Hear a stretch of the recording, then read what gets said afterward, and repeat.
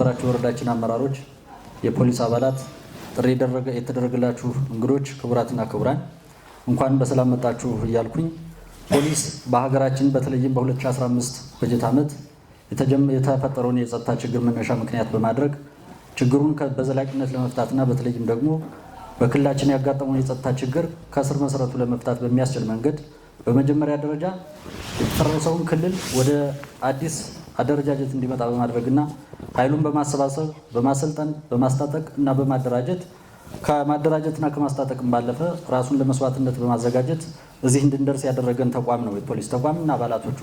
ስለሆነም በዚህ ሂደት ውስጥ ለ3 ዓመታት ጊዜ ውስጥ የነበረውን አጠቃላይ ችግር በመፍታትና በማረም ሂደት ውስጥ የሚሊሻ ኃይላችን ሰላም አስከባሪያችን በማደራጀት ስልጠና እንዲሰጥ በማድረግና አሁን ላለበት ተቋማዊ ቁመናና አጠቃላይ አፈጻጸም ሂደት ውስጥ እንዲገባ በማድረግ ሂደት ውስጥ ያደረጋችሁት አስተዋጽኦ እጅግ የሚበረታታ ምስጋና የሚቸረው በመሆኑ ይሄ ምስጋና እውቅና ፕሮግራም ተዘጋጅቷል።